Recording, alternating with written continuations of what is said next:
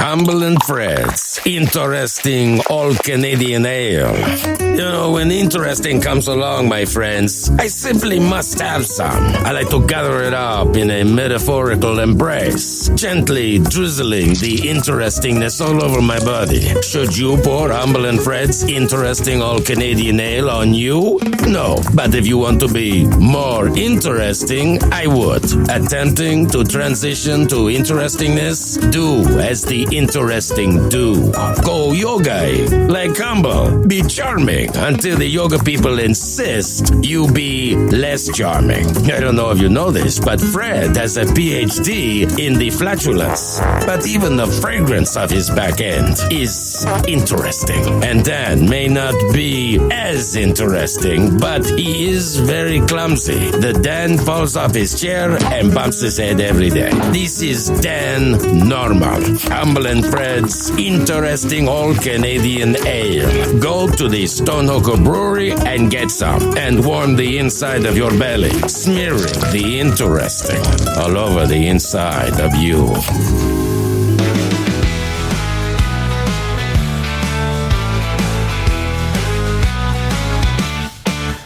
Humble and Fred's Interesting All-Canadian Ale, available now with free delivery anywhere in Ontario. Order yours today at stonehooker.com. And hello again, everybody. Hello again.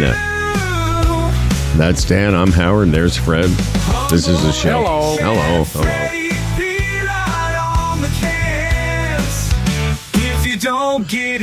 Yeah, the Stonehooker's still available. Everybody's excited about it. And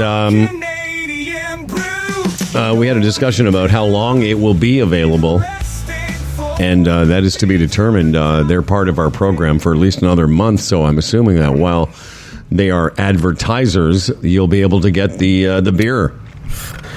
Well, it's been selling very well, which is good for all concerned. It's good for the brewery. It's good for us because every can has a little Humble and Fred advertisement on it. Yes, it does. Hey, Dan, you beat that. You've been alive longer than anybody.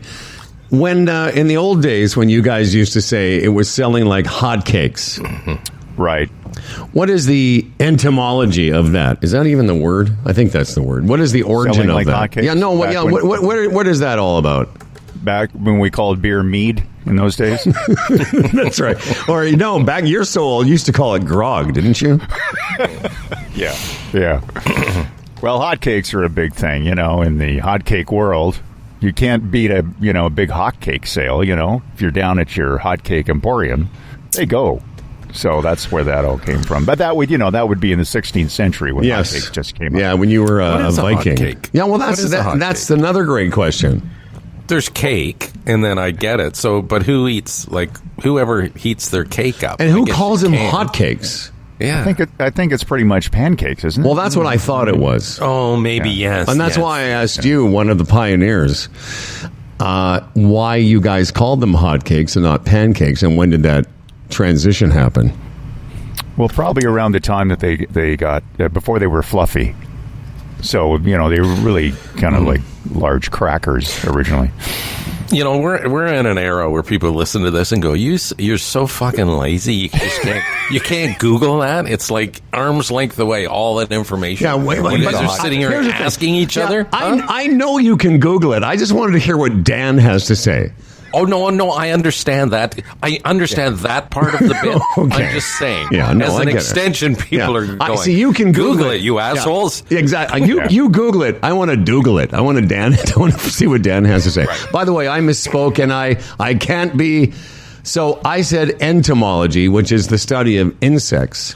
But etymology is the study of words, the origin of words. And I wondered what the etymology is, what I should have said. Has somebody Googled hotcakes yet? What's the difference between a pancake as a flat cake, often thin and round, prepared from a stretch? Okay, we've got that. Okay, what is... Oh, wait, right here. What is the difference between hotcakes and pancakes and flapjacks? Oh, Jesus. Oh, she's so stressful. There's a lot of stuff. It's so stressful. A lot of stuff here. Yeah, it's too words. much stuff. Yeah. Better watch a YouTube pancake is a thin, flat cake of batter. Flapjacks are pancakes unless you live in the UK. Hot cake, it's a pancake, and the definition, it's basically, again, a pancake. So all right, well, you know what? When I brought it up, I thought it would lead to exactly this. Quickly, before we start the show, I think people most understand now. Usually, Fred and I meet.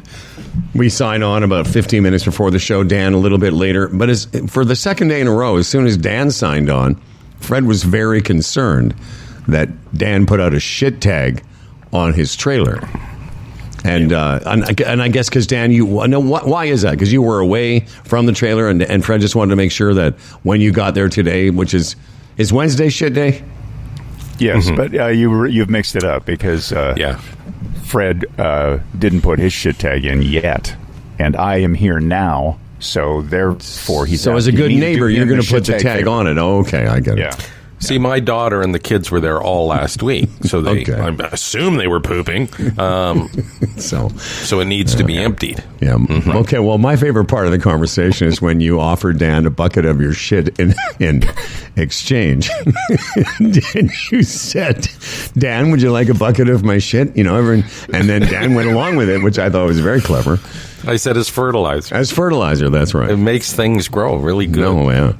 But that's not even close to the funniest thing you said to Dan. What's that? Yesterday after the show. Now, usually, here's another peek behind the curtain. Usually, Dan, by the time Dan spent a couple hours with us, he can't get away from us fast enough. No, I know. It's so funny to me. As soon as we say goodbye, Fred and I have about another 20 minutes or so of work to do to get the show ready. Dan, okay, I gotta go. Dan's just so tired and abused and it's sore. Just so urgent. You got to leave. I got to leave. Got to get out. We're like, what do you have to do? Oh, I just have to do something. Peterborough Guild. I don't know, like something. But yesterday, anything. Yeah. Dan's like, I want to do anything. So yesterday, though, this is the point that I'm getting at, is Dan hung around with us yesterday for quite some time, to the point where we remarked, Dan, don't you have something to do? Anyway, I was making some notes, and at some point there was a conversation with Fred and Dan about Dan at Lisa's place. There's a cat there. And Dan's allergic to the cat, as I am as well. And I have been around a cat lately, and we were talking about how sometimes it does and doesn't affect us. And then Fred said, so Dan was talking about your eyes get a little bit itching, sometimes you sneeze. And this is Lisa's cat. Fred says, why don't you just kill the cat? Wait, why don't you just kill the cat, comma, and make it look like an accident? That's the part. That's what I had to write down. I was like, how would that? He goes, yeah. And then Fred came up with the plan right away. Step on it. and say that it was an accident. Fucking made me laugh. If it's laying there, just step on its head and go, oh, jeez. Jeez. And anyway, I just thought I would relay that thing. I found it hilarious, but maybe that's just me. You know how Lisa tunes into the show every once in a while, and she'll leave when she's had enough? I think she just left. I think I would have been it right now. Well, now you can't do it. I've completely wrecked it for you. Now you can't do it. Dan, whatever you do, don't do it now. Lisa's on the same trajectory as Doll. Oh, yeah. Listened a lot, listened less, eventually not at all. So that's where she's headed, I'm sure. Well, isn't that that is true? Well, I'm my golf buddy from yesterday was telling me that she's been listening to the show, but that'll go away soon, I'm sure. Yeah. Well, she's been tuning in. How was the golf? Golf was great. Golf was really fun. Cold day yesterday. No, you know what it was? It was windy and it was blustery, but somewhere around the middle of the day, the sun was out enough and it was warm and it was fine. So when you're teaching her a swing, do you come up behind her, put your arms like right around her and grab her club? And No, I don't grab her club. I just grab both her boobs. Oh, and just say, here, let me hang on to these while you take a shot. I was thinking of you yesterday, actually, Fred. Oh, okay. Yes, why?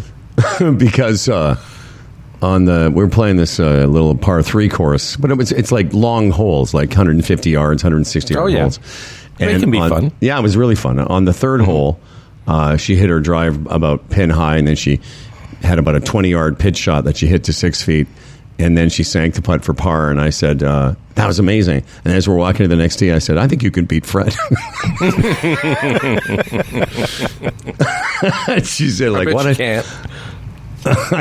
You know what? It would be close. Anyway, all of this to say, we got to start the show. The show hasn't even started. All right. Yeah. All of this I was going to ask you though about the golfing. When, yes. At what point do you just shut it down? It's too cold. Is there a? Well, certainly not on the 21st of August. Right. No, I get that. But coming up, there will be a time when you just say, okay, the courses are still open, but I will not go if the temperature's below a certain point. Or no, that's a great question. I don't know. I actually we were talking about it yesterday. Like if it's 8 degrees and windy and gray and shitty, I'm not going to go. But if it's 10 or 12 degrees and sunny and calm, I'd play until the first week of November, second week of November. There's different parameters too, Dan. Like discomfort for me on a golf course is different than Howard. My tolerance level would be a lot less. Right. Unless I'm really comfortable, I have no interest. Where he would push those boundaries a bit. Yeah, a little bit. But you know what? Not as much as I used to. All right, so we got to get started. And Dan, I will put my thinking cap on, another great phrase, and we will find new ways for you to kill Lisa's cat. Okay. This episode of Humble and Fred is being broadcast to the world from our state-of-the-art Humble and Fred studio in Toronto, from our Brampton facility with an inviting pool, and from a trailer in the Kawarthas with the Danis Duranis bust. I'm Dan Duran, broadcasting live from the Ibrahim Shoom Zoom Theater, and brought to you by the Retirement Sherpa, the Chambers Plan, Boron One, Bodog, and our newest returning sponsor, Kelsey's Original Roadhouse, home of the Humble and Fred End of Summer 13th Anniversary podcast party. And now, here are two men who are worried that the impending rail workers' strike will affect their supply of Metamucil. It's Humble and Fred.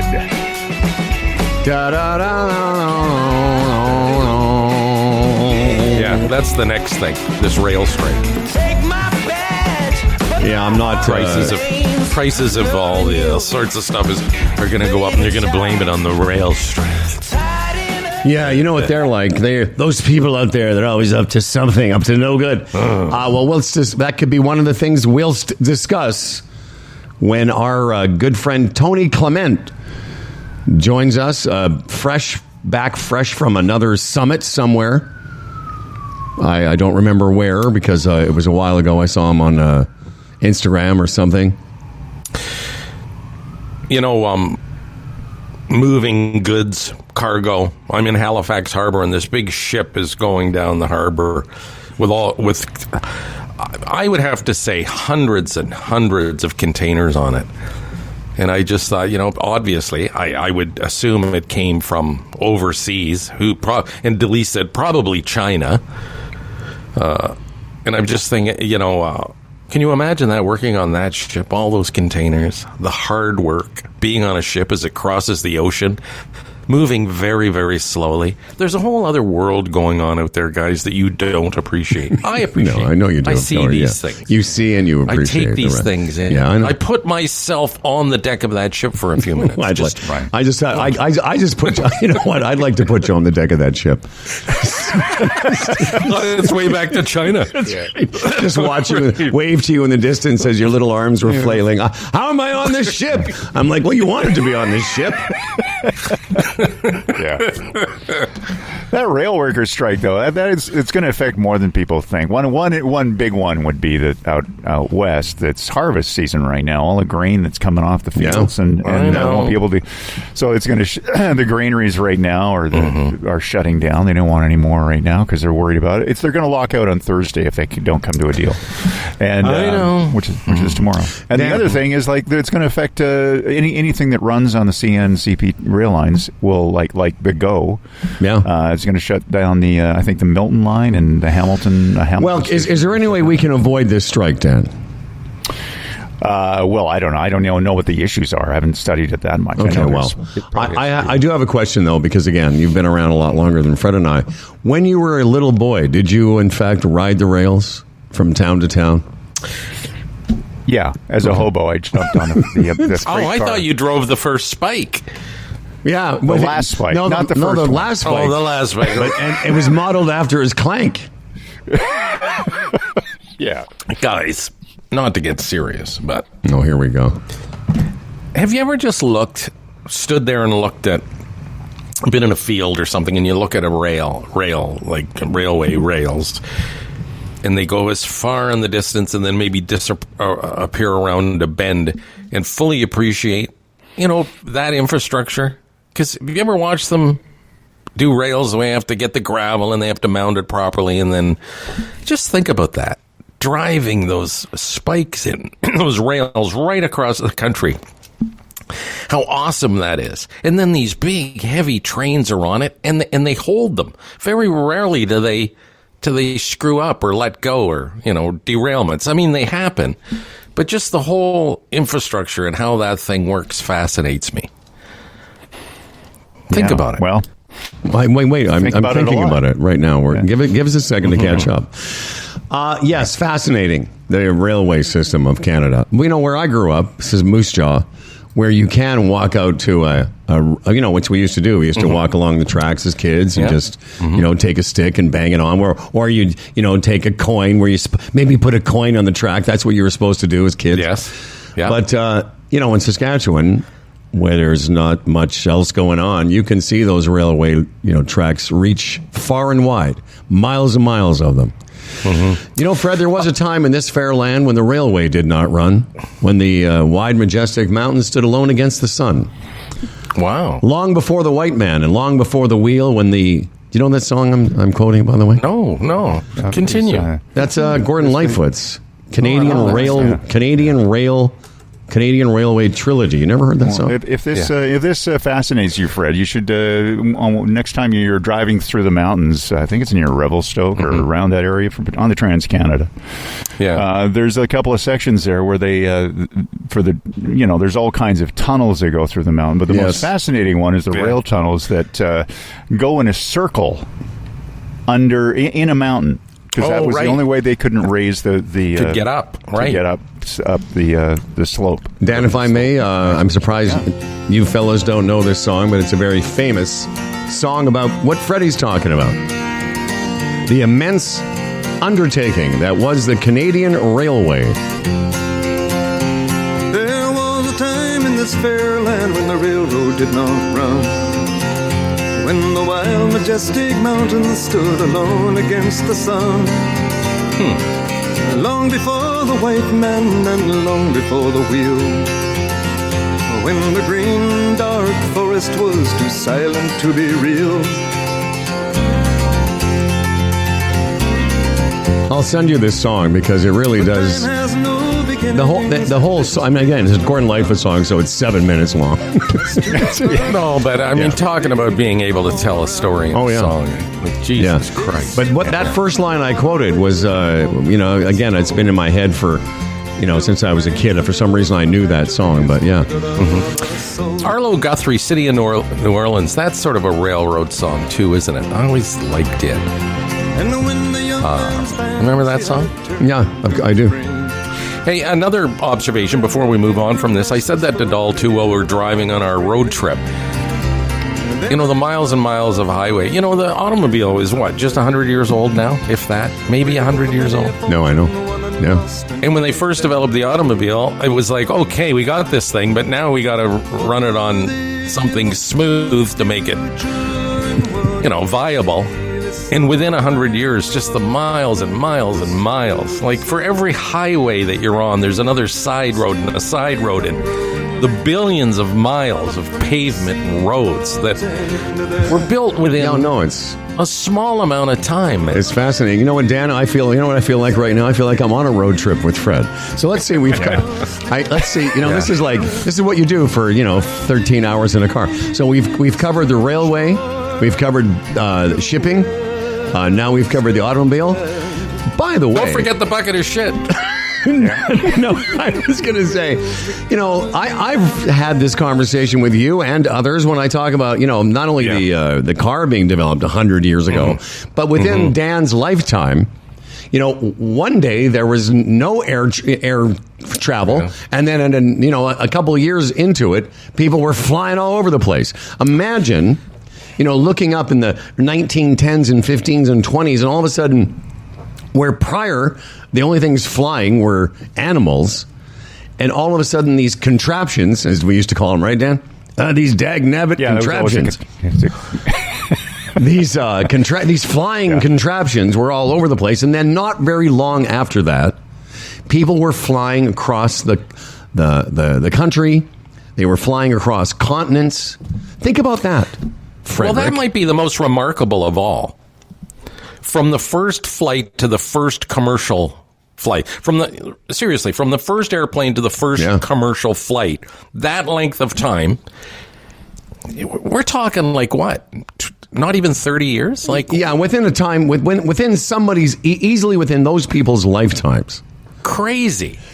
And think about, because if you listen, people saw the first time a person would go on a train, it would be somewhat familiar. You'd seen them, and it wasn't that big a leap to get on another contraption and then go along the ground. Same with going from a buggy to a car. But imagine the first time somebody who was a kid at the beginning of the dawn of aviation, and they were in their 40s or 50s when they got on a plane and flew somewhere. Tell me that wouldn't have been mind-blowing for the average person, Daniel. You were there. What was it like? It was like 10 years after the Wright brothers flew. In 1914 was the world's first scheduled passenger service. There you go. Really? Wow. That's like that. That's at the top of the list. Because the thing is, every time, railway cars, every time you get in it, like, your life really wasn't at risk. Really less back then, especially the automobile. They weren't that fast. But, airplanes were somewhat primitive at the time. Getting in that commercially, and that's what I mean. Crazy. In terms of a leap of faith, a leap of beyond somebody's imagination in the 1910s. Yeah. Crazy. And then by the time the three of us came along, like for real, it was pretty common. It wasn't common in my world. I've told this story. The very first, two things. My mom and dad. I never went on an airplane ride with my mother and father. I went with my dad later in life, but my mother and father never paid for a plane ticket for me. That just wasn't in the cards. And I wasn't on an aeroplane until I was 15 years old. The second time, and only for the second time, was when I left home at 20. So it wasn't part of our world. I'm sure it was part of other people's, but not ours. Yeah. Just wild. And I think you've made this point, too. When people used to, even railways back in the day, and commercial airlines, people used to get dressed up. Yeah. If you were going to fly somewhere, like you put on a suit and you got dressed up. I mean, it used to be like that with hockey games back in the 30s and 40s. You wore a suit to the Leaf game at Maple Leaf Gardens. It was crazy.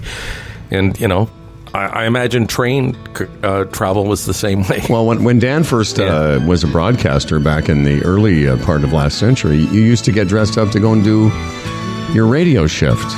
Yeah, always wore a suit and a fedora. Bow tie, not a... We got to go because we've got emails to get to. Dan's news is coming up. The Sherpa's coming back on the show today. And as I mentioned, Tony Clement will be our guest here. But first, Freddie, let's update people on this important information. Whether you're a sports bettor, a horse racing fan, a poker casino player, Bodog, your number one source of online gambling entertainment, from their industry-leading odds, world-class sportsbook, to their fully loaded casino and racebook, they've been providing Canadian players with an unparalleled gaming experience since 1994. That is Bodog. Hockey, football, baseball, any sport, you can wager at Bodog. Okay, and I'll update everybody on Kelsey's later, and let you know that today's emails, which we're about to get to, is brought to you by Boron One. For more information about this amazing company, Go to boron1.com. Freddie, you ready? Got your first email in front of you? Yes. Here we go. Here we go then. Hi, guys. Hi, guys. Okay, subject matter. Hi, guys. This is from Buffalo Michael McCulf. All right. He says, hi, guys. Hi, guys. I know what Freddie's niche podcast could be. Barbecue Freddie. He knows his barbecue. Maybe not just barbecue. Maybe like Lumbee or Mrs. Lumbee and they're moving to France podcast. Freddie and his suite can do a foodie podcast together, like Lumbee and Julie do. That's his idea. Share recipes and food stories from the Patterson estate. Love you guys. Hoping to come up for the next event, Buffalo Bill. Buffalo Boy. Yeah, he's a good man. Resting heart rate 68, bowel movement regular. Nice. Yeah. Yeah, you should do something. You and Doll. I've told you that I think your podcast should just be called Things I've Said to Doll. Yeah, maybe. Who knows? The barbecue thing, I don't know. The podcast, that would have to be a visual podcast. That would have to be video, obviously, if it's. Or you could just discuss. You could just discuss recipes. Yes. Listen, I've got a little experience in the niche podcast world. Give me a call. I'll talk you through it. This one is from Christina Benner. Hi, guys. Subject matter or subject line is beer. Of course, she says, hi, guys. Hi, guys. Just wondering why you didn't decide to do a non-alcoholic version of your lager, well, actually, it's an ale, as an option, too. Humble could be drinking his own brewski, and others might give it a shot following his healthier footsteps. Stay strong. Christopher B. Oh, I see that Christopher and Christina are sharing an account. So that's from Christopher B., and I would only answer that, I would have loved to have sampled the Humble and Fred interesting all-Canadian ale. I take Freddie's word for it that it's great. I think we've talked about this enough, though, that the de-alcoholizing process is not a cheap one. No. And I don't think, again, I should probably ask Ross this. Are there any craft beers? I'm sure there are some sort of bespoke, crafty, non-alcoholic beers. Yeah, there is. What was that one that you gave me last year? Partake or something. That's sort of crafty. Yeah, there's crafty. There's some out there, but I don't. What I meant more about. I know there is there. The category's out there, but I don't know that Stone Hooker does that. That's not part of their process. Oh, so what's the one you had that night? That was they had brought in a couple for me. Oh, yeah. Oh, that's very sweet of them. And they offer some at their Lakeshore headquarters there for people that don't want to drink alcohol. But they brought in a couple. It's quite the process, quite the undertaking. So, that would be the answer. It's quite a job, and getting one up and out is enough, I guess, at this point. Yeah, exactly. But you're right. There's lots in the crafty sort of vibe category. But Stone Hooker currently just making the alcohol version. By the way, it's apparently pretty light though, like 4.4. So that's not bad. Hi, guys. All right, moving on, Frederick. Hi, guys. Okay, subject matter here, Funny Diddy.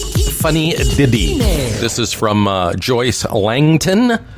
She says, hi, guys. Hi, guys.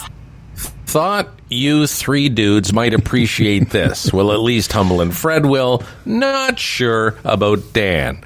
And I give it to you, how I just want you to know, I was going through the emails and I saw this one. And sometimes when they have attachments, I'm too lazy. I'm like, forget it. But I just clicked on it. I thought, no, we got to play this from. So remember, this was from a woman. A woman sent us this. Yes, a woman. It's by a combo known as Jerry Stardust. And the song, well, I won't tell you the name of the song, but just have a listen. Ain't that a kick in the butt? I'm going fucking nuts. How many kicks can the stupid good take? Waking up today was a huge mistake. I woke up in a world of shit. Spilled hot coffee on my tits. I think I saw my neighbor's dick. Gross. It's gonna be one of those days. Kick in the butt. You get the idea. The song is called Ain't That a Kick in the Cunt? And There you go. Thank you, Joyce. We did appreciate that. Huge mistake. Yeah, that's a nice ditty. That's a funny little That's ditty. right. It's a funny little ditty, and again, another reason why Doll doesn't listen to this program. And if that had been sent in by a man, would we have played it? Yeah, probably. You made a point that saying that she was a woman. Well, I made a point because I wanted that to be clear that it's not just us being ignorant. That hey, women can be ignorant too, Fred. If you have a snarch, you can laugh about a snarch, right? Exactly. Yes. Okay, moving on. Hi, guys. Hi, guys. Hi, guys. Dear humble down Fred. Email. Okay, sorry I froze. I'm just trying to find the next one. Oh yeah, this is it's a long one. It's from Carl Rodriguez. Carl Rodriguez, and the subject line is pole vault. Hi, guys. It's really long. I'll just summarize it. He's talking about a story. I had a chance to hang out with this lovely woman who's a friend of mine, talking about her family, and in her family is a world-class Canadian-ranked pole vaulter. And Carl, turns out he also knows this family because he guessed who I was talking about. And he basically said, Howard, you guys asked what makes someone go into pole vaulting since it's one of the most technical events. And he explains it that it requires speed, strength, agility, and it's quite something. And it talks about how vaulting has changed over the years, especially after the last Olympics. And then he includes this little bit, which I think is kind of funny. It's from somebody who's a comic. He says, it's got to suck to be a pole vaulter after the Olympics. It's got to be a suck to be a pole vaulter that actually makes it over the bar now. Everyone's like, nice medal, short dick. That's true. Yeah. But this is a very nice way he signs off, Fred. He says, thank you guys for being the lighthouse in the storm that seems to surround us on a daily basis. You guys may think it's a silly show. Yes, we do. But it gives many of us a sense of peace and always puts a smile on our face. Keep doing what you guys are doing until it isn't fun anymore, which I hope it's a long time from now. And he gives his vitals, his BMs are great. He says bowel movements. My wife says I'm full of it for some reason. Anyway, that's all to say thanks to Carl. Yeah, I think a week ago today, was it? I was at Peggy's Cove, and the landmark there is the lighthouse, and again, not to be over the top, it was just I sat there and looked at this thing, and my mind just raced about the part it played in previous years, and what that would look like from the ocean with the light flashing, and there's land, and it was a wonderful moment there at Peggy's Cove. Yeah, that sounds beautiful. What does that have to do with his email, though? He said something about a lighthouse. Where didn't? Oh, he said where the lights. That's great. You read it, for Christ's sake. Jesus. I'm like, what does that have to do with pole vaulting? Oh, because he said we're the lighthouse in the storm. Yeah. Fuck, I'm an idiot. I'm there. Literally, you're telling me that. I just thought of, because they warn you, like, don't get too close to the shore there at Peggy's Cove, because out of nowhere, even on a nice day, waves can crash in and it's taking people out, and it's hard to rescue. Yeah. And then I just thought of storms in the night. I want to apologize, because while you were telling me about that, I was looking at you trying to figure out where this was going in terms of pole vaulting. Having just read, listen, that's completely on me. What a fucking idiot. All right, moving on. Thanks very much, Carl. Hi, guys. Hi, guys. Subject matter, very interesting story about a very interesting beer. This is from Mackenzie Bar. Hi, guys. Hi, guys. I'll try to keep this as short as possible, which did not happen, I'll let you know, as to not aggravate. I have a story about your beer I thought you might find interesting. August long weekend, the Miss and I flew to Ottawa. From Calgary to visit my wife's grandparents, who are both still alive and together at 97 years old. Isn't that wonderful? Wow. Jesus. I thought, what a great time to get my hands on a pack of your delicious beer, because obviously I could not get it in Alberta. Unfortunately, wasn't able to have it ordered and delivered in time before we were going to leave. Anyway, a long story short, I ordered the beer, and I was going to leave it as a gift for the family, but our flight was delayed, and I actually got to get the beer and take it back to Calgary, and it's in my fridge right now. Anyway, that's basically the story, and it's a wonderful story. Although the storm apparently that caused their flight to be delayed caused $15,000 worth of hail damage to his wife's car. But he's okay with it because he has the beer. Thanks, guys. And he signs off, sucking on it. Beautiful. I just have one question. What does that have to do with Peggy's Cove? What? I want to go back and listen to that. What does that have to do with Peggy's Cove? You're sitting there going, what the fuck is he talking about? I was literally staring at you going, I'm completely confused. What is he talking about? And then, God damn it. Okay, that's a great email, though, and I'm so glad it all worked out. Yeah. And I don't know if you mentioned in that he, first of all, having the plane to turn back is a little disconcerting for the passengers for sure. Right. But he showed a map of where the plane turned around, and it was right over Moose Jaw. So yeah, crazy. Yeah. Anyway, I apologize again. All right. Hey, no need for apologies. It's just funny to me. It's just, isn't that interesting? Sometimes you're reading something, but you're not comprehending it or something. No, yeah. That's very often the case. Yeah, same here, Howard. Who am I to judge? Who are any of Look us? at me. Oh, yeah. Let's move on to John Spolestra. John Spolestra. Subject line, beer launch at Stonehooker. Hi, guys. Of course, he says that. Hi, guys. I hope you're enjoying your week off. Wow, you guys picked the perfect day for last week's launch party at the Stonehooker Brewing Company. The weather was perfect for an evening of drinking beer and eating pizza with friends on the patio. And he's got a great shot of us and him and his lovely people. He says, I've been a listener since the Edge days and remember hearing the original beer tasting incident happen live on the radio. Another one of my not greatest moments. The event in Stonehooker went much smoother. And the only near incident I saw was when Howard caught his foot trying to scissor step over the crotch-high rope surrounding the patio. After a series of near recoveries and then fumbling again, Howard finally cleared the rope and stood up, revealing his unspilled drink still in hand. Nice. Anyways, after all these years of being a fan, it was great to finally meet you guys and Dan in person. And it goes on to say some more stuff, which is too long for the show. Anyway, says, I agree with Susan McMullen's email from last week. The beer label would be great on a T-shirt. We're working on that. Cheers and stay strong. John Spolestra of Cambridge, Ontario. Thank you, John.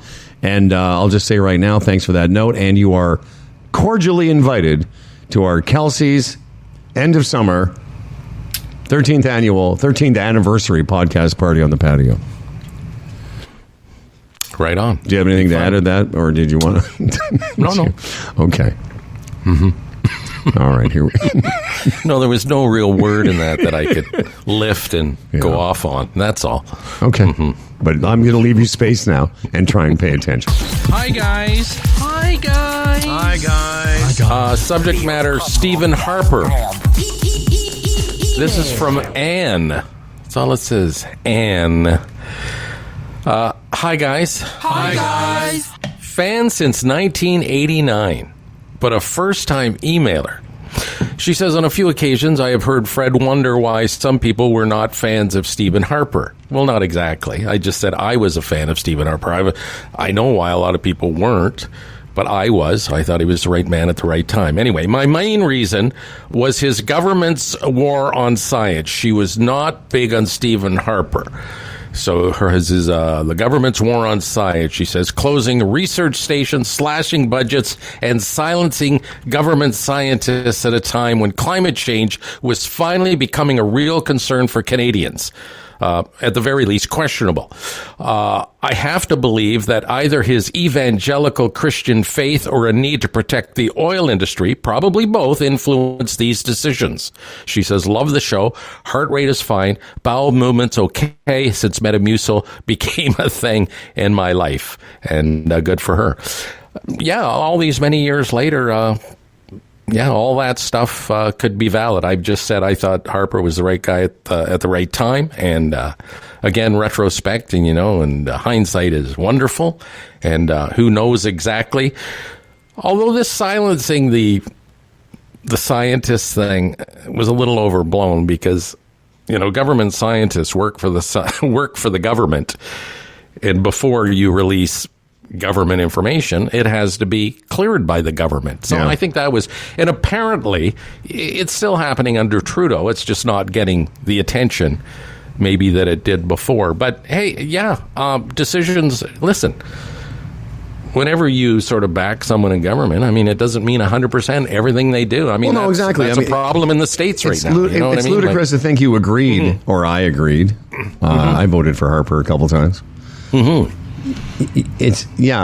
can't necessarily, and it's I'm sorry I cut you off. You were going to say it's the same in the States. I don't agree with every single policy the Biden-Harris government has put forward, and but it's a question of character, and it's also a question of leadership. Anyway, but I mean, you can't. I would be again ludicrous to think everybody thought you thought everything that Stephen Harper did was fantastic. No, of course not. I mean, generally. I heard a quote yesterday, or somebody was talking about it yesterday. In the United States right now, you pick a team, and everything they do is right. Everything the other guy does is wrong. Yeah, it's obnoxious. And, we referenced Ronald Reagan yesterday, and Jeff Lumby really liked Reagan, and, hey, that's his prerogative.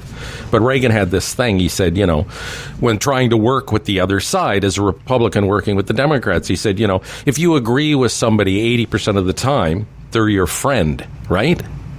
They're not 20% a traitor. Yeah, exactly. So these things are going to happen. So you work together, and you're not going to agree on stuff. If you agree on more than you don't, then we're making progress, aren't we? Absolutely. We've got one more to go. This is from Stephanie Collins. Subject line, a dick joke and a question for Howard. And of course she says, hi guys. Why? Because she's not a monster. Hi, guys. I think Dan did a news bit a little while ago about microplastics found in testicles. In case you're not familiar with the details, there's a link to an article, and there is. Well, I didn't get there. She goes, I was thinking plastic in the testes means plastic in the spooge. Now, she says spooge. Yeah. She left out an L. I was going to say that. Is it not splooge? Oh, it's definitely splooge. All right. Come on. So anyways, where she says spooge going forward, I will insert the L. Stephanie goes on and says, so we don't need 3D printers anymore. Between Dan's high volume of splooge output and Howard's high frequency of splooge production, you could 3D print whatever you need. And she says, I can't write a joke as well as Howard, but I thought that was a pretty funny premise. Make of it what you will. But here's the question for Howard. She says, I noticed that sometimes you say program like a normal person, but other times you say program. What is that about? She says, is it from an old bit? Is it a moose jaw accent? Or is it just something designed to irritate Dan? It's just always made me curious. Stay strong, Stephanie, listener since CFNY, Hundy P since Voldemort. And I can answer that question very easily. Sometimes I say program because my idol growing up in the business as a comedian, as a presenter, as a host, was David Letterman. And I sometimes say it because that's the way he would say it sometimes. Welcome to the program. Oh, okay. That's it. That's mystery solved, Fred. Yes, she mentions a 3D printer. My son has one, Howard. If you ever need anything made with a 3D printer, it's a fascinating thing. You just pretty much ask him anything, and he'll print one for you. Okay, just so you know. Are they very expensive? Oh, I couldn't tell you. Man, I have no idea. That's another thing you talked about. We were talking about earlier about progress. How one day there was nobody flying around, and in a few years people were flying commercially. It was at the beginning of this podcast. I know you wouldn't remember. There was somebody in our universe that was working in the same building who was going on and on about 3D printers. And it seemed so futuristic, and now it's so common. I'll tell you what, there's nothing common about our next guest. Sweet boy. At one point in this country, we were just speaking about Stephen Harper. At one point in this country, this gentleman was, I think, third. Were you third in line? Something like that, yeah. He was third in line to be leader of this country should the other two be, kidnapped or some shit. Yeah. He is, I think he was the assistant manager to the regional director of Canada, as I like to say. And it's been too long, ladies and gentlemen, between visits from the right and honorable Tony Clement. Hello. Good to see you guys. Wow, what a summer. I know. It's a lot, man. Yeah, they go by quickly, don't they, Tone? They do, man. Flies by. I was struggling when talking about you earlier because I said I follow Tony. We're friends on all the social platforms. And you were off at another conference. Yes. I think Ghana, in Africa. Yeah, Ghana, Africa. That's correct. And what was it? You're flying around the country. I mean, the world. People they want advice from you. What was this all about? Yeah, I had two presentations to this conference. One on the use of AI in elections and campaigns, which was great to research. And then I did another more general one on digital policy for governments. Yeah. Wow. Yeah, that's what I did. Yeah, well, I hosted the 75th anniversary of Cheetos. I mean, Cheesies in Canada. I'm doing stuff too, mister. well done, man. It's like it's all good, right? Yeah. See what he's doing, Fred? He's talking about AI and digital elections, and I'm just out there with a bag of Cheesies. Mm-hmm. I clean my eavesdrops.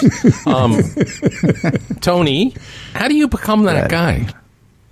It was great. I go to these conferences and I make contacts, network, and then they invite me to their own conferences. So it kind of works out. That's how the Mongolia thing happened, and that's how the Ghana thing happened. So, and then I made some more contacts in Ghana, and I'm hoping for more invitations. Yeah, you weren't. Fred never had to ask why I got asked to host the the Cheesies 75th anniversary. Although, by the way, there at this it was quite a thing.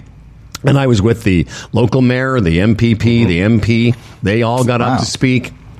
And, I kind of got a glimpse into that kind of life. Those guys, you used to have to do that all the time. All the time. And I follow a lot of politicians on social media, and they're cutting ribbons and, doing the sod turnings and stuff. I'm thinking, man, I used to do that 24/7. And you couldn't pay me to do that at that intensity now. Oh, and kissing babies and shaking hands and all that. Or shaking babies and kissing hands. Did you ever actually kiss a baby? Tell us the truth. Did you kiss a baby? Does that even happen anymore? Who wants a politician to kiss their baby? No, they don't want it. Yeah, no one wants it. Yeah, no, exactly. And if you did, somebody would accuse you of something. That's right. Exactly.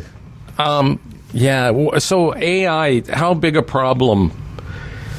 The whole thing frightens me, and especially with elections and misinformation and everything. Like, where do you even start with that? Yeah, no, it is an issue, and I mentioned that the FCC and the Federal Elections Commission, both in the states, are trying to regulate it now.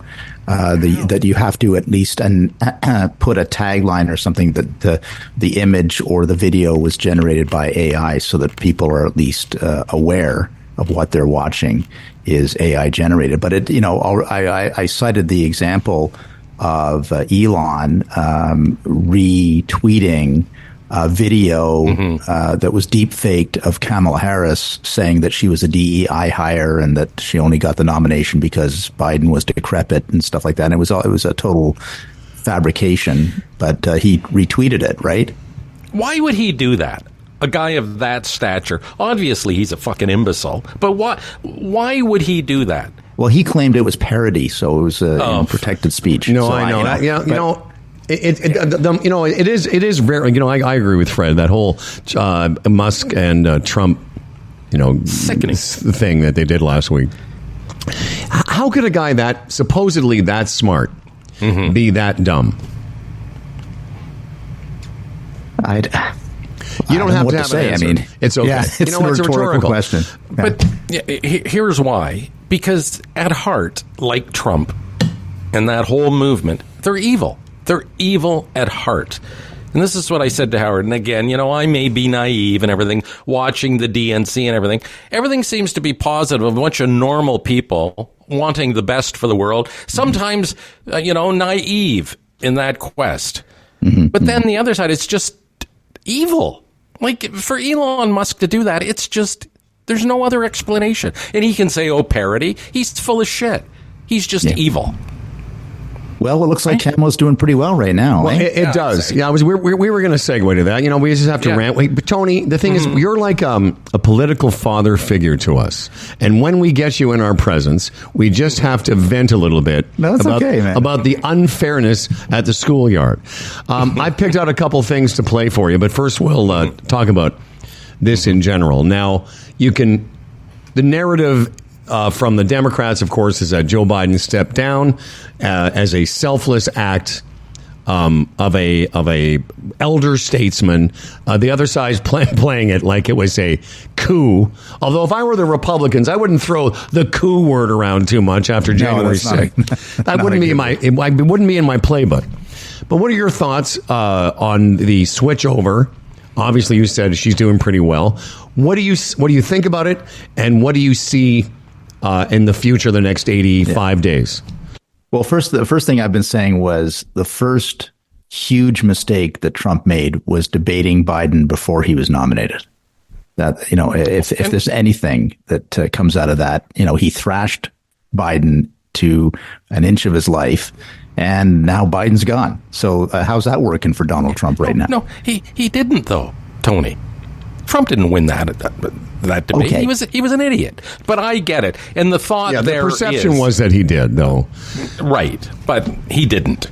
So the idea was make sure he's got the nomination, then debate him, because then there's no turning back. There's no turning back. Exactly. That's your point. Good point. So that's the first thing I'd say. And by the way, I was going to say quickly, finish your thought, and I have a question about about something. Go ahead. Yeah, the second thing I'd say is what's unique about this period, the first time since 2015 that Trump doesn't command the media attention. Right. Right. There's so much excitement about Kamala Harris and Tim Walz that all of a sudden he's thrashing around trying to gain attention, which only brings out the worst in him, because then he says ridiculous things and is not disciplined about his messaging. Well, he's not disciplined, and he's not smart, and he's not intelligent. The question I was going to ask you is, when you heard it, because I saw it first, like everyone else, on Twitter. I don't call it X. On that Sunday afternoon, I'm watching golf. I check my phone, and my first instincts were, this isn't real. I quickly went and checked on news sites, and it hadn't even got there yet. So my question to you, sir, is were you surprised that it happened as a guy in the political game? No, because there was a drumbeat of several days before Biden announced his decision, right? And all of the party elders, from Pelosi to Schumer to the Obamas, were saying it was time to go. And so I just thought it was inevitable at that point. Right. And so and look, they did a great tribute to Biden at the DNC. Yeah. He was pushed out. And I'm not saying that it's unconstitutional or anything, but he was pushed out. So how does that work? Like, all those people came to see Joe and said, Joe, this can't go on any longer? Yeah. I think that's basically it. And that it was like a constructive dismissal. We'll let you say you quit. Yeah. And ultimately, they've done him a favor, because for it to go on, his legacy would have just been totally destroyed, because it was obvious to everyone.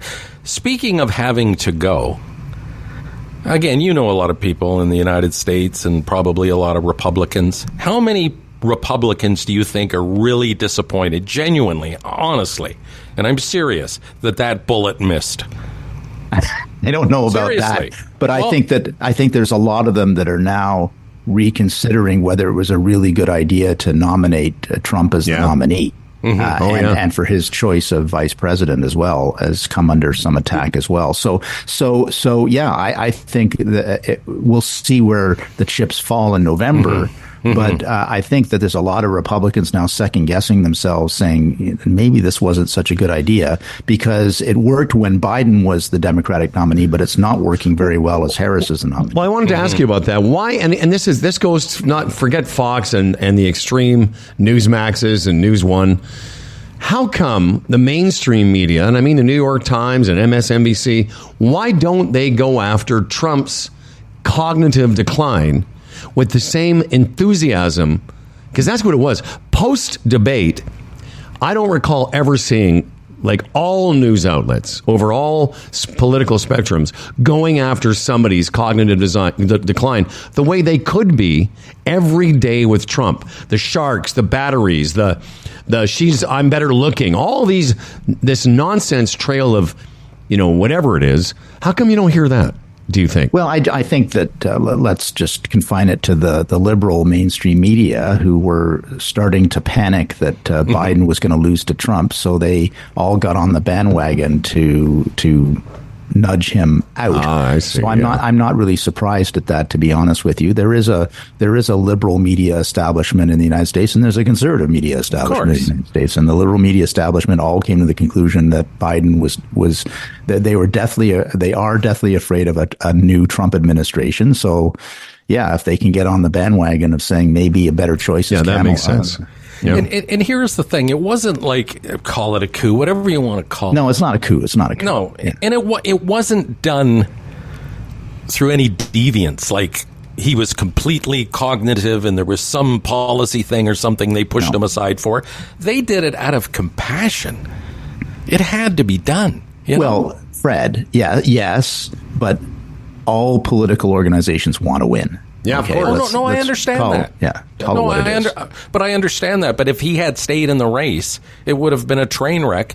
And ultimately, like, if that's my father, my grandfather, I don't want the man to be put in that position. So they saved him from that. Here's another thing, strategy-wise. If I'm a Democrat in the United States, every time I mention Donald Trump, I would say convicted sexual abuser Donald Trump. Why isn't more made of that? Is it to the point where you got to watch stuff like that because it grows tired or people don't want to hear it? It makes them feel uncomfortable? Because to me, that's a huge thing. Right. That's a really good question. I mean, part of it, I'm just riffing here, but part of it may be that they've tried that and hasn't really dislodged the independents, all the independents that already are affected by that aspect of Trump's record are already leaning Democrats. So it's all about the swings, the 6 swing states, as you know, and the independent voters or the non-aligned voters in those states. So they're just crafting their messages for that. And I thought the really interesting one that caught fire was the weird thing, which really caught fire. And still so much is. so that the federal liberals tried to use it on Poilievre without effect, obviously. But no, that's they're trying whatever they can do, obviously, to generate enthusiasm for their candidate. Just as if I were advising the Republicans, I'd say just concentrate on immigration and the economy. But the open question is, does Trump have the discipline to do that? Well, he doesn't. And by the way, I saw some of that Poilievre stuff where they're trying out the weird moniker. The thing is, if I were the Liberal Party of Canada, I would stay away from that because there's so much video of Trudeau doing way weirder shit than wearing a cowboy hat. That's exactly. I would stay away from it. Or if I was you guys, I'd start trotting out him in that Aladdin costume. That was the worst. That was completely hilarious. So, back to our original question, which again, you have to understand, when we see you, we just get so excited. So please tell us more. The polls are, of course, the polls don't matter when they're against Trump. They do matter if they're for him. But the polls have all turned around in 4 weeks and 3 days, from a deficit to basically leading ahead nationally and in those swing states. There's they call it the convention bump that she's going to get another 3 or 4 points. Absolutely. So my question is this: is it enough because she can't just win? She has to win by so much that it can't be disputed. Do you see that as that there is a pathway to that? Absolutely, I do. Yeah, absolutely. Talk to us about that. Why? Yeah, no, I just think that, first of all, the Republicans and their nominee are thrashing around. They haven't landed a single hit on Harris or her team. And secondly, momentum keeps going until it's stopped. And so far, it just keeps going. So, yeah, I think that's a possibility. Anything can happen. It's still 7 days out, and there could be a big October surprise, or who knows, right? Mm-hmm. But maybe the October surprise this year is that Donald Trump is actually black. He fooled us all this time. That's right. But even, and again, the evil brilliance of Donald Trump is that October surprise. What possibly could it be? The man, the sitting judge called the sexual abuse rape. He's got 34 felons. What possibly could be an October surprise against Kamala Harris? What would it have to be to trump that? If I knew what it was, then it wouldn't be. Wouldn't be a surprise. They're going to debate on September 10th. Yeah. I'm assuming you've been. Have you been around? Have you done debate prep? Have you been in those? Yeah, and I was a leadership candidate. So what is that like? What is debate prep like? Well, the debate prep, first of all, you do your own prep on the issues, and you get advice on how to, what sort of zingers you should be using on this or that issue or this or that policy matter. And then you actually do a mock debate where somebody plays your opponents, and they take on the persona and personality of your opponent. And so, with Trump, they'll have a surrogate playing Trump who interrupts all the time and says non sequiturs and, just generally is disruptive. And so she is she's prepared. That's how the prep works. Right. Okay. Right? Yeah.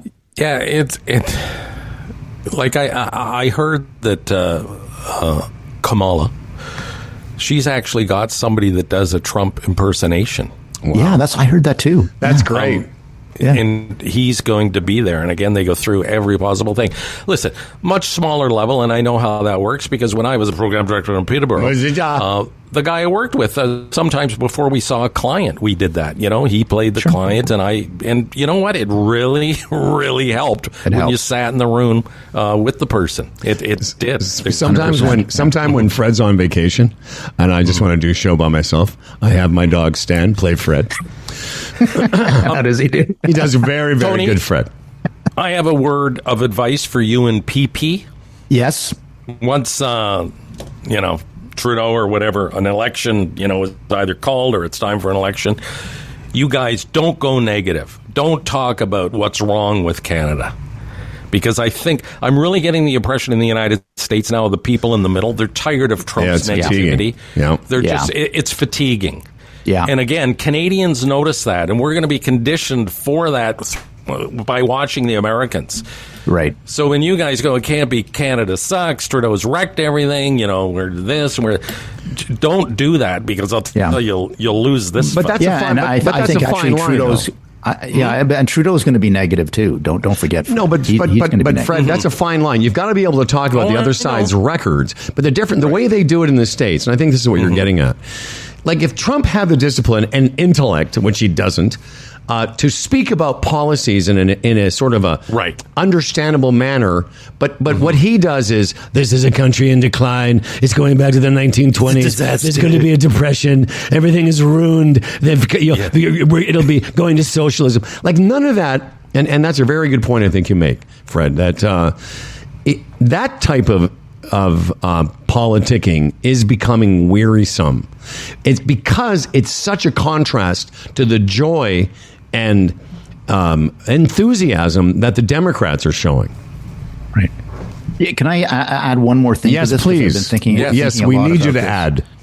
So all of that is correct. One of the other things that Justin Trudeau the trap that he's falling into, that I fell into as a candidate in Brampton way back in 2003, you start to believe your own statistics as a government, right? So, I'd go door knocking in Brampton. I was the health minister for Ontario, for crying out loud. And people would say, well, I think our health system is really bad right now. And I say, oh no, we've hired 17,000 nurses and we've opened 12 hospitals and this is where the doctors are going to be. And I had all the statistics as the health minister, but the person at the door, It's their lived experience. If their last encounter with the health system was they brought Granny to the hospital and she had to wait on a gurney for 12 hours before anybody saw her, that's their experience. Yeah, very good point. And Trudeau's doing, if I may say so, Trudeau's doing the exact same thing. You know, people are saying, I can't afford groceries anymore. Gas prices are too high, whatever it is, right? And the response of the Liberal government is, no, we're the best in the G7 for growth. Yeah. You know, which may be technically true because we have so many new immigrants and that affects your GDP number, but it doesn't match the experience of people. And, you know, and I thought that was very interesting when Harris, getting back to U.S. politics, when Harris did her speech on the economic issues, it wasn't the only statistic she used was a loaf of bread costs more. This is how much more it costs. Your groceries cost more. This is how much they've gone up, and therefore I've got to do something about that. So that's speaking to lived experience. Yeah, very good point. I think politicians should do. And it's frustrating for somebody who despises Donald Trump like we do. I'm speaking for Howard. Yeah, please, you can speak for me. The price of that loaf of bread is not her fault. It isn't. Just like it's really not Trudeau's fault. You know, the pandemic caused a worldwide inflation problem. How you judge it is how you've recovered. You know, right. That's how you judge it. Because, you know, he goes on there and last week, Trump with all the groceries, and he totally screwed that. No, I know. He was talking about buying cereal by the pound, you know, like the rest of us do. He couldn't handle that. But the thing is, those prices are not her fault. It's nobody's fault except the pandemics. So, again, you judge people on how have you recovered from that, and the U.S. has done a pretty good job. Maybe Canada has, too, but then it goes back to, you know, lived experience. Well, yeah, I was going to say, that's Tony's point, and that's, but the problem is that is as deep as it gets for the average American and the average Canadian. I have a little piece of advice if Trudeau calls the election, and, you know, with Pierre Poilievre, the Right Honourable, whatever, the best place for him to be is here. In Humble and Fredland. I know. You know what he's doing, though? What is he doing other than our show, Tony? No, but it's really interesting, and I think there'll be more commentary on this. You know, when Stephen Harper would campaign, he would do, you know, campaign rallies or what have you, and then he would do a round table with small business owners, let's say, or something like that, right? Pierre, all the time, 100% of the time, not 98 or 99, 100% of the time, will meet with workers on the factory floor. That's exactly what he's doing. That in every community, and look, nobody cares about Canadian politics right now, guys. It's we're all fixated on the U.S. politics, and that's the way it's going to be for the next 2 months. It's like a great Netflix series versus something that's happening on CBC Gem. Yeah, perhaps. Yeah, exactly. So I think Pierre is doing the right thing, which is like he's not worried. He's not doing media per se or anything like that. All he's doing is going onto the factory floor, meeting another 200 workers, going to the next town, meeting another 200 workers. Well, I think that's part of that. What's more obscure than being on the Humble and on the Humble and Fred show? Oh, come on, you guys are on it. Come on. Hey, Tony. On that point, there's a big thing being made right now that Kamala hasn't had a news conference or a what do you want to sit down interview? Yeah, or talk to the media, taking questions from media. Is it that big a deal? Because my strategy would be, as long as Trump keeps opening his mouth and burying himself, why get in the way of that? I think it's all inside baseball, quite frankly. And I mean, if you're winning, you know, her the response of her team should be, well, what we're doing seems to be working, so why change what we're doing? Exactly. Right? Yeah, and it's not like she's not. Like last night during the convention in Chicago, she was 90 miles away. Doing a rally in front of a completely packed stadium. The same one, by the way, that the Republicans were in for their stupid convention with Hulk Hogan and Kid Rock. I thought, I don't know whether that's ever been done before, that the nominee leaves the convention and does a rally in another state. I thought that was a brilliant thing. Yeah, it was pretty cool. Listen, man, it's always great catching up with you. Tony hosts a podcast called And Another Thing podcast. Yeah, wherever you Jody get Jenkins. With Jody, wherever you get that. And, of course, he's got his own television show. I'm not a... Boom and Bust? Yeah, it's cool. Where is that available? On the news forum, yeah, it's Bell 506 and Rogers 107. Fantastic. And, of course, he's the Right Honorable, formerly in charge of this country, and a resident of the Are you up in Muskokas right now? Right now I'm in Brampton. I'm on my way to St. Catharines to tape my Boom and Bust show. Hey, dude, you're a very busy man. I'm on my way to play Big Win tomorrow. Oh, nice. Yeah, I played it once before, but I'm going up north. I love it, especially this time of the year. And I'll be thinking about you up there in the Muskokas. Oh, no, the Big Win's great. Just avoid the sand traps. That's my only advice. I'll do my best. All right, buddy. I'll do my best. There's Tony Clement. Tony, by the way, just talk to you soon. We're going to send you a formal invitation. But on the 25th of September, if you're in the city, Brampton, you want to come join us at Kelsey's for our end of summer podcast. Okay. 13th anniversary podcast recording in the evening. We would love to have you as one of our guests. Okay, man. I'll look into the schedule. Yeah, do that. Well, we're going to send you, like, again, as long as you're not speaking to, like, the Similians, whatever. You're off at a conference. Thanks, Tony. Exactly. Oh, you got a big brain, eh? You got a big brain. At least they think so. Yeah. Yes, he does. Thanks, care, Tony. Guys. Okay, see you, Tony. I'm surprised you didn't tell Tony about your thoughts on Peggy's Cove and the lighthouse. But what's the name of that golf course? Big Wind? Big Win. Oh, Big Win. Guess who I'm playing with? You'll never guess. Who? He was formerly our intern on this program, and then he went on to be a well-known radio personality on his own, and now he's the CEO of a mushroom company. Oh, Todd? Toddsy, yeah. I didn't know he golfed. Yeah, he's really into it, and his cottage isn't far from this golf course, which you'll love this. You can only get there by boat. Oh, not really. What do you mean, not really? Well, wouldn't you love that? That's not the type of thing I'd want, but... Well, no, but if you were a rich guy like Shapiro with, access to a nice boat, I'm sure we're going to boat over to the golf course. Oh, are you? Nice. Well, it's only available. I just told you can only get there by water. Oh, the golf course. The golf course. Oh no, I see what you mean. Yeah, I thought you meant the cottage was only no, available. Son. Oh, no, his cottage is available by car. Oh, but the golf course you can only get to the course. Now that's cool. I think so. Yeah. I thought you meant the cottage. Yeah, I've never been. No, cottage. No, I wouldn't like that either. Yeah. The retirement Sherpa is standing by. Do you have a little bit of business to take care of first? And I'm going to get you some. Yes. How about something like this? Remember this band?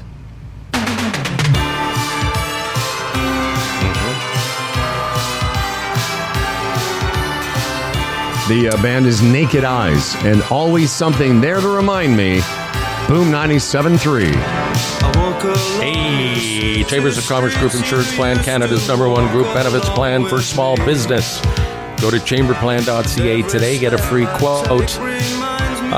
It really does work for small business, no doubt about it, whether it's 1 employee, 2 employees, 100 employees. It's the way to go if you want a benefits package. It's a non-profit, okay, a very affordable. Look at the history once you get into it.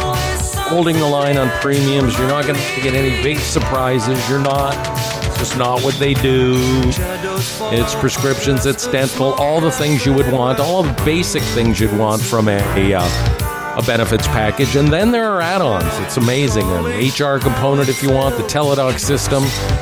It's fantastic where you can be hooked up with specialists for exactly what you need. All sorts of therapies. They have a mental health component. Very valuable in this year of 2024 with the struggles people are having. That's no secret. So, again, Chambers of Commerce Group Insurance Plan, Canada's #1 group benefits plan for small business, chamberplan.ca.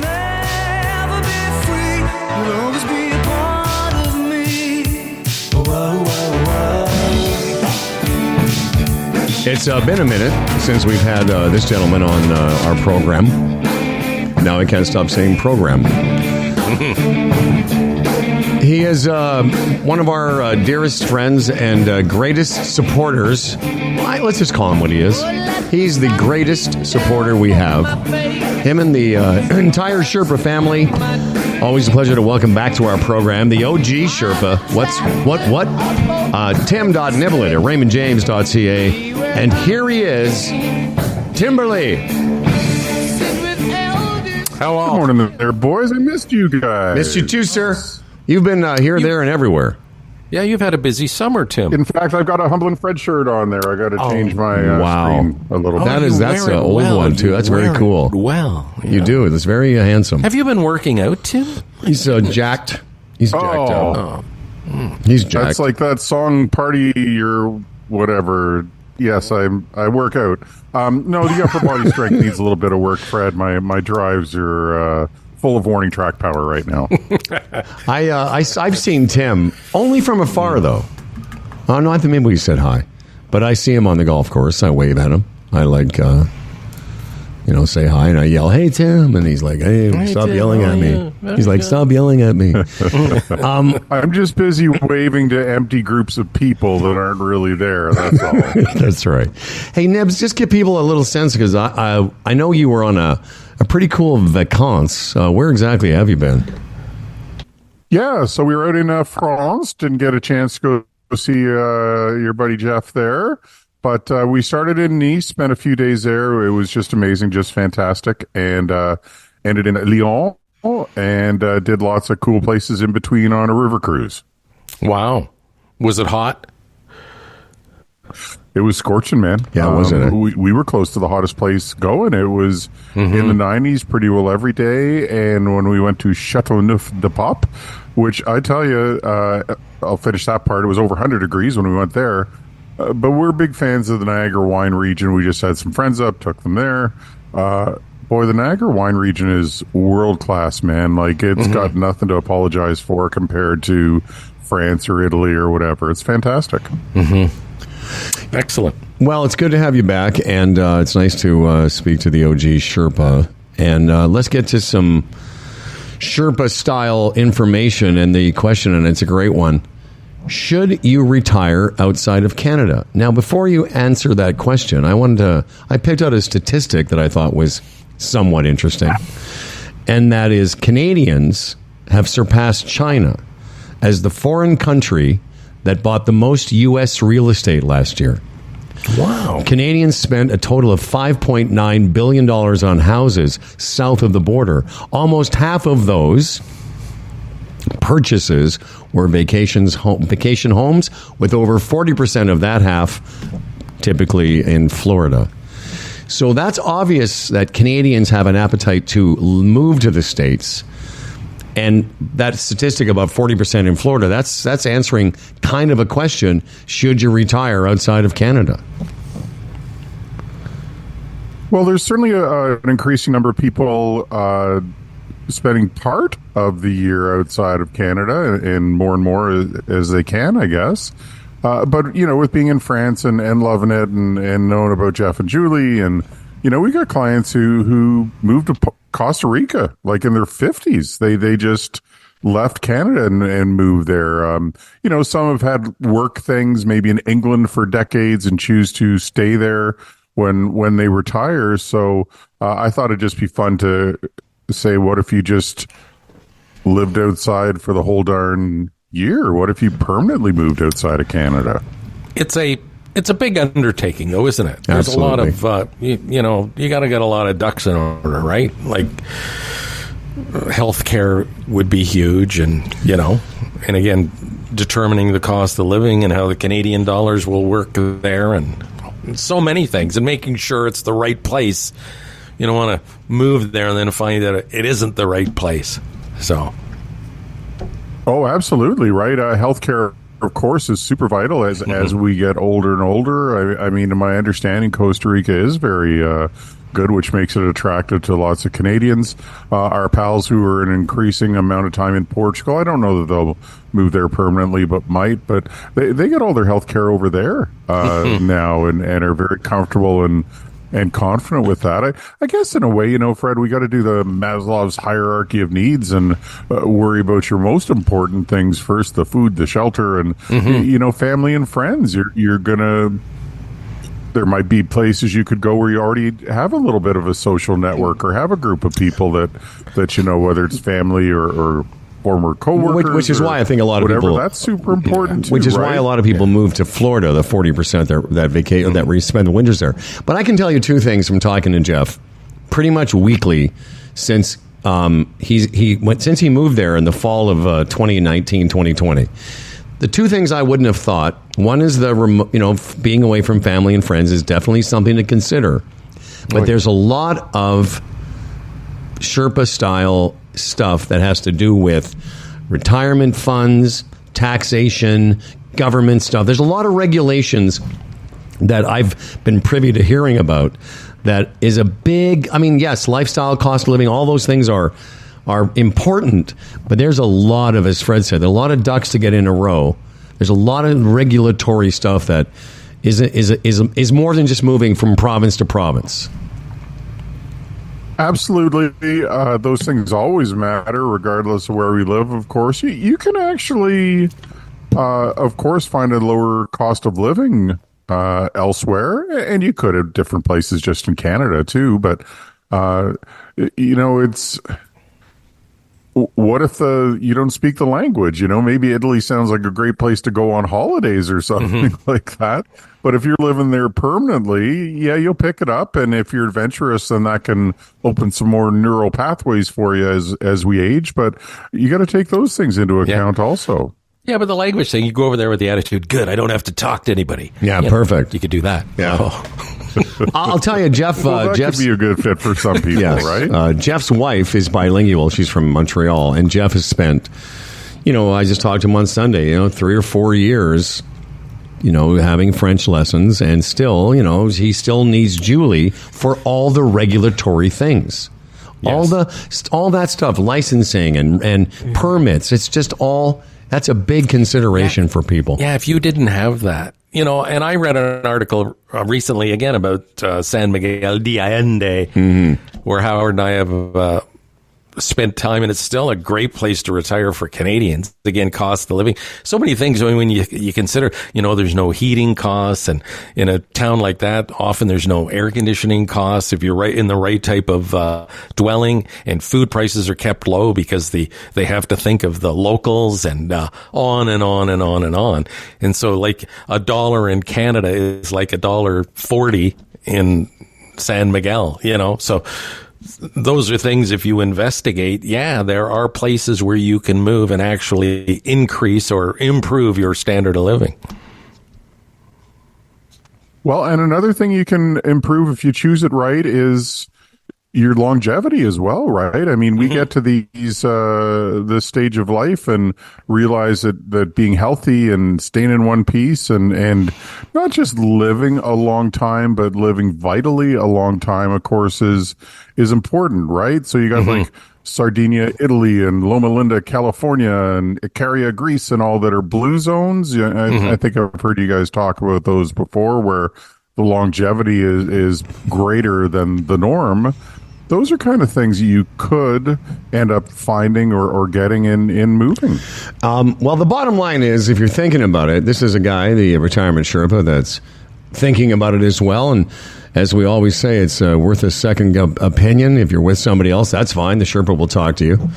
And have a conversation about it, because everything begins with a conversation, especially when you're talking to somebody who's been around as long as we all have. Tim.Nibble at raymondjames.ca. Hope to, will I see you today at Ladies' Day? Yes, you will, young man. I'm actually golfing with our superintendent today, which is pretty exciting. Very, very nice. Thank you, as always. Good to have you back. A rare sighting of him on the golf course. Yeah, Dougie. I'm sorry, what's it? Yeah, I said, Dougie. Yeah. So, official apologies now for not making your interesting event. As you know, life kind of got in the way with a friend of mine. So, hopefully everything will be all systems go for the Big Wild Kelsey's, which is at least 2-3 minutes from my house. Well, exactly. Oh, we look forward to that too. We're going to send you a formal invitation, like I said, to Tony, but you are now invited, one of our guests that day, to come and say hi to everybody. Everyone will love seeing you in person on the 25th at the end of summer 13th anniversary podcast party. Looking forward to it. Thank you, Timmy. Okay, buddy. Take it easy. Take it easy. Thanks, guys. Enjoying profit. You enjoy Right on. profit, mister. You know, that, what? Well, that again, that's quite an undertaking to do that. And the buck stops with me. It's like 2 kids, son and daughter, and 2 grandkids. I can't imagine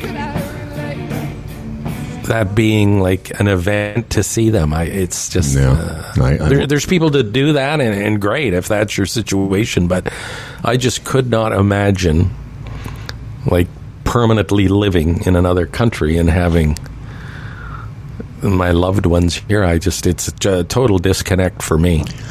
Well, 1 or 2 months is fine. But. Yeah, I can tell you I've had a lot of conversations with Jeff.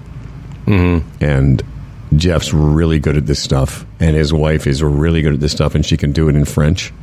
Mm-hmm. I don't think... I agree. Like, I couldn't be away from my kids that long. Even last year, it was 4 months in total, and I was... the last couple of weeks I was miserable. I miss them so much. But it's there's just so much you don't think about, from getting a license to getting a health card to doing. Plus, there's a bunch of stuff I can't even explain it. Jeff talks, investments that when they get imported into another country and all kinds of things. Mm-hmm. And by the way, even going to San Miguel, which our good friends Bill and Ronnie have done, the people we go and visit, our friend Bill, of course, we talk about him. Like, even that, you gotta be willing. There's a lot of work, to get your, to be and get your your accreditations there in another language. Mm-hmm. And again, maybe this is a little hysterical, but yes. All that investment in the United States, well, what if the orange idiot, say he is elected, and what if that Project 2025, there is something to that? Mm-hmm. Like, what does that do? There's so many things to think about. It's, Well, I know one thing for sure. I am not retiring there. Oh, no. Just cost-wise. Well, absolutely. By the way, speaking of our end of summer podcast party. By the way, before I talk about that, here's a song I found from you would love this, by the way. This is a band that's, I've only ever heard of them on Instagram. The band is called Dury, but I promise you, after you hear it, you'll be like, yeah, this could be on the edge, certainly during our time there, but it's a very good song. Have a listen. Is it current? Yes. It's a guy and his sister. She said I'd never get a job like I ever wanted one with that attitude. My dad said I had to learn to drive a stack shift, but every van I ever had was an automatic. My friends said someday I would make it big, but I'm still living in the basement. Don't you get that kind of edge vibe from this song? Yep. And again, really talented kids that, they've got millions of streams on Spotify, but I don't even know what that means anymore. I will tell you this, though. Happy Hour is celebrated twice a day at Kelsey's. Dan, did you know that? There's 2 happy hours. Dan's just connecting right now. There's 2 happy hours. Join us for $5 draft beer, wine, and mixed drinks. This is at Kelsey's Original Roadhouse. And $10 appies every day from 3 to 5 and 8 until close. Must be drinking age legally, of course. Dan, 8 to close. 8 to close is a happy hour? There's 2 happy hours a day at Kelsey's, Dan. I didn't know. Awesome deals. And, of course, where wings landed first. Kelsey's Original Roadhouse. Stop by for half-price wings and $6 Coors. Every Coors Light every Thursday night. Get them sauced your way. Never been a better time to wing it. Visit kelseys.ca for more contest details. Kelsey's Original Roadhouse, the home of Humble and Fred's 13th anniversary podcast party, end of summer festival. Told me this was only just just a pipe dream, and I've been burned. Dan Duran is back, as you can hear, and he's now connected to audio. Yes, which is convenient. Yeah, it is for especially in participating in this show. Hey, by the way, is Abraham Shum for the Zoom Theater? Is his reign over? Oh yes, it must be. I'm hearing some echo now. Yeah, that was me listening to you. Okay, don't do that anymore. Yeah, stopped it. We have a new. We have somebody new. Thanks for reminding me because I forgot. Okay. Yeah. Well, just because when we get to the wrapping up part of the show. Yeah, I know. Yeah. Well, I just want to say this person that is going to be our Zoom Theater name for the next week is not only a great supporter of our program, but we've got a chance to hang with him in person. He's a really good guy. He took us to a baseball game last year. Michael McCulf from Buffalo, a.k.a. Buffalo Boy. So you can use either, I say. You can say the Michael McCulf Zoom Theater or the Buffalo Boy. I think he'll be happy with both of those. Yes, I do too. He'll absolutely be thrilled. And he tried to make it from Buffalo to the Stonehooker event and couldn't make it last minute. He had planned on being there, but I believe we will see him in Burlington. Yeah. So that would be great. So, Dan, your choice. Mix and match if you like, or just go with Buffalo Boy. He has been a big supporter of ours, and he's just a great dude. Mm-hmm. Very sweet. There's so much audio. And a Democrat. Democrat through and through. Well, of course he is. He's not an idiot. Speaking of which, there's so much audio from last night. I did want to pick out two things. So the first bit of audio, I'm not sure how familiar you are with this story, but there was a reporter named Jeffrey Toobin who worked for, I think, what was he with? The New York? CNN. Mm-hmm. And he was a writer for one of the big papers. Okay. And then during the pandemic, he was on Zoom and thought that the meeting was over or something, but his camera was still on. And he decided at that moment, this is a man, I'm looking at him now, like he's in his late 40s, early 50s, a little bit of salt and pepper hair. He's not a child. Right. So, Dan, what happened was, he's a newsman, much like yourself. So he thought the camera was off, and he started to pleasure himself during this Zoom meeting. Like you do. Yeah, it was a big story. It was a big story at the time. But for some reason, when they welcomed him back, I guess he had a period of suspension, a couple of years where he was kind of out in the news wilderness. And this is titled, One of the Most Awkward Moments in Television History. And I have to agree. Listen, please. Hello, Allison. It's been a while. It has been a while, indeed. I feel like we should address what's happened in the months since we've seen you, since some of our viewers may not know what has happened. So I guess I'll recap. I'll do the honors. Help yourself. Okay. In October, you were on a Zoom call with your colleagues from the New Yorker magazine. Everyone took a break for several minutes, during which time you were caught masturbating on camera.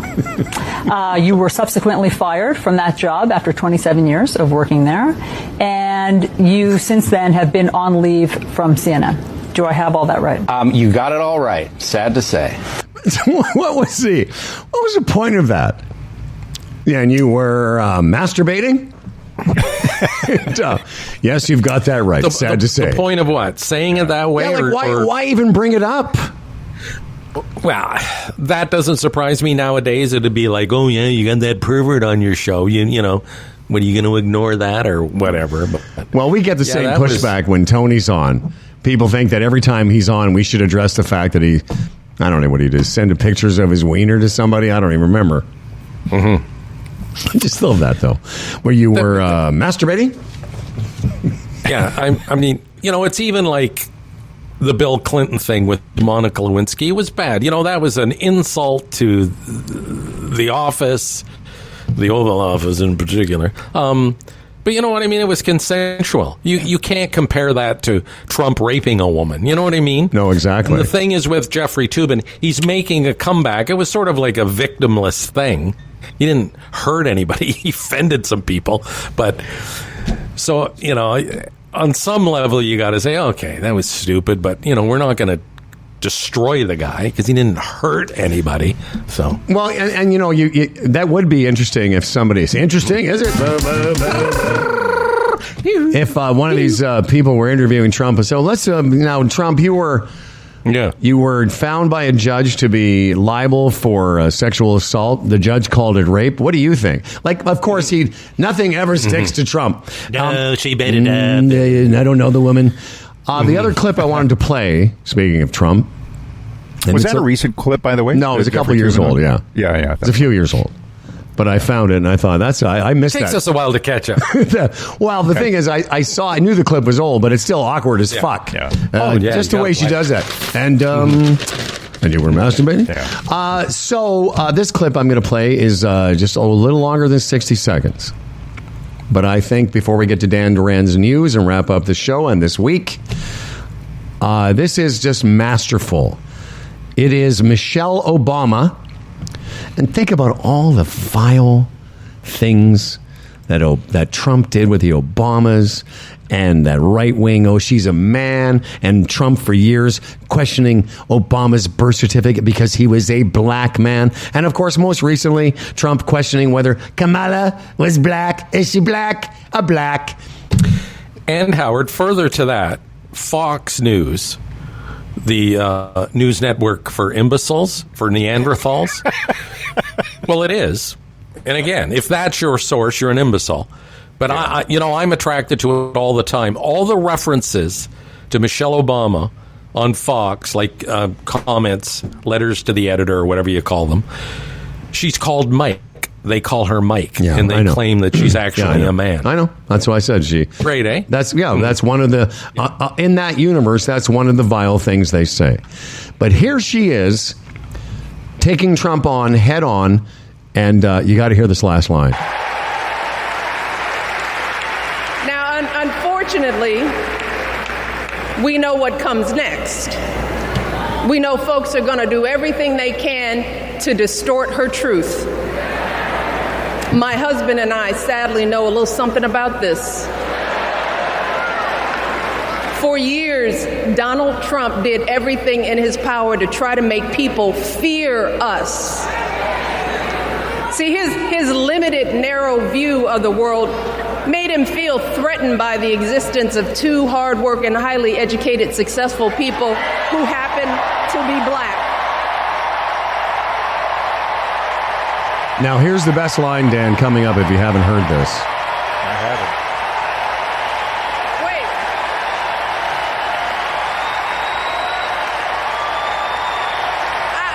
I want to know. Who's going to tell him that the job he's currently seeking might just be one of those black jobs? Isn't that great? Who's going to tell him that one of the job he's currently seeking is one of those black jobs? God damn it, she's good. Okay, so there you have it. Time now for the thing that will end this program today. It is because Dan Duran. Now, here's to a fella named Dan Duran, a hell of a guy with a hella big wang, the quintessential anchor man. His voice is nice and low. Dan Duran, the anchorman comes. As for credentials, he has none. Can't tell a headline from his bum, but his voice is nice and low. Dan Duran, the anchorman's here. He's prone to falling off his chair, but he's got a big wang, so he don't care, and his voice is nice and low. My voice is nice and low. And now live from Lakeside, soon to be seen in another episode of the Umbrella Academy, and star of next year's hit series, Big Dick Serial Killer. It's newsman Dan Duran, Esquire. There was a double shot Obama power at the DNC last night. Jennifer Lopez filed for divorce for the 4th time, and they're still looking for a billionaire in a multi-million-dollar yacht. See, I did that with all the numbers. Yeah, it was very cool. That was very cool, man. You're cool. So, keeping with the numbers, let's see if you can afford to buy a house. What it takes to qualify to buy a house is now a little bit less. So, your annual income is a ratehub.ca study that they did, and this data is based on the average home price in each location in Canada, a mortgage with 20% down on a 25-year amortization, $4,000 annual property taxes, and $150 in heating. So that's the criteria that they used. And from June to July, all over Canada, prices, the qualifying price of your income went down. So in Toronto, for example, it went down by about $5,000, $5,400. So here's the amount that you need to earn in order to buy a house in Toronto. It's $214,360 in June, and it went down to $208,000. But it's still astronomical. Yeah, let me just jump in and say I really wish you hadn't done this story at the end of the show, because now we're going to have to get into the how are these kids going to afford to live, and then where about the prices, who can afford it. Yeah. Well, I have this story, yeah. Well, the thing that sticks out about that story is the 20% down at those prices. Like, it's a non-starter right there. You know what I mean? For so many. Well, so the two most expensive cities are Toronto, Vancouver, but all through Canada, from Toronto to St. John's, it all went down. It's just that if you want to afford, so in Hamilton, for instance, you need $164,000 household income to afford the average home. Now, that's the average home. You know, in all the way to Regina, it's only $71,000. So a lot of it is skewed to cost of living in those expensive cities. Oh yeah, yeah. And it's revealing too if you want to look for a place where you can afford. Edmonton's $85,000. Halifax is $112,000. But the thing is about that, a lot of those centers don't pay as much. Well, they don't pay as much, but the cost of a house is a lot less. No, I know, but the ratio remains the same then. You know what I mean? Like, as far as you're stretched. Like, well, I don't know about that. So you're paying less, but you're making less. Yeah, but you're not making that. I mean, in Regina, you only need to earn $71,000 combined household income. The only problem with that is you're in Regina, exactly. Exactly. You know where it's really nice is St. John's. Yeah. $76,000. You can live in St. John's. Pretty good. Is that Newfoundland you're talking about? Not New Brunswick? Yeah. St. John's? Yeah, St. John's, Newfoundland, not St. John. In New Brunswick, you could live in Fredericton and only have to make $70,000. What if I lived in Fredericton? Frederick from Fredericton. Hey, there's Frederick from Fredericton. Hey, that would sound great on this show. I really wish. You know what? Can you retire in Fredericton and we could call the show Humble and Fredericton? Hey, Fred's already talked about Bodog, but what about them? When the puck drops, it's time to play. It's easy to find your next favorite game at Bodog.net. Check out the latest sports odds and get free tips to help you score this hockey season. Visit Bodog.net today. #make a play. Yeah. Dan Duran, have a great long Humble and Fred weekend. Next week, we got another bunch of shows. We're doing more shows for the people. Shows. Dan, we do shows for the people. When do we do more shows every week?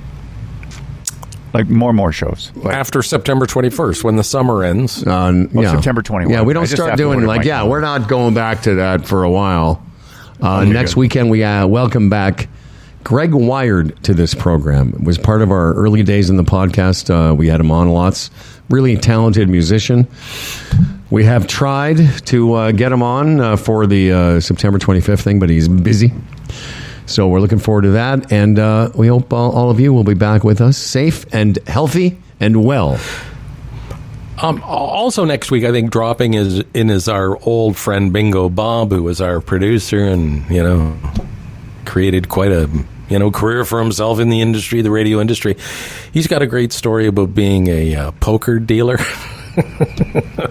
He's going to come on and talk to us about it. It's a fascinating story.